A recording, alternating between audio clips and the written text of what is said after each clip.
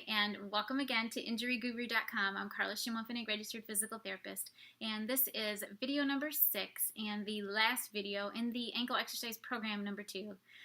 So you have made it. You have all the exercises now that you need for this program. I just want to encourage you to get started. Keep going. I want you to commit to this one for at least 2 weeks. You may need a little bit more time than that, just depending on the pain and injury that you've been dealing with. So the longer you've had the problem, the longer it is going to take for it to get back to normal and get you back to doing those things you need to do.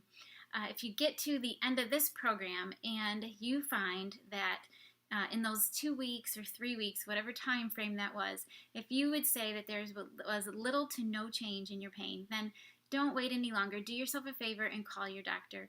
There just may be more that ankle needs, more intervention. So your therapist your doctor may send you to a physical therapist who can get their hands on that joint and do you some good.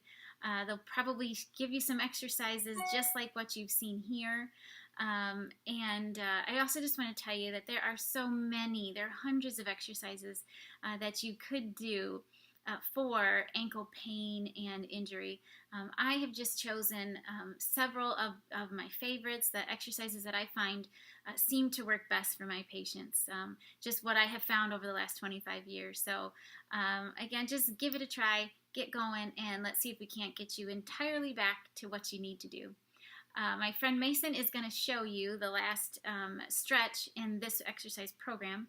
This last one is called a stretch. It's a calf stretch with a twist. When you do this stretch, I want you to test your good side first, the way Mason will show you, and then test your bad side. So if you do find tightness in that calf muscle, then definitely include this stretch in your exercise program. This is great for a tight calf, as well as if you're lacking any motion still in that ankle. This is a great exercise or a great stretch for getting both of those.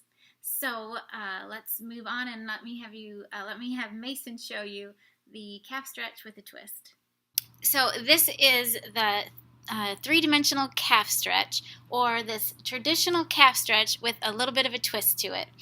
So you want to find a wall in your house somewhere, or even at work. You can do this exercise or stretch easily at work.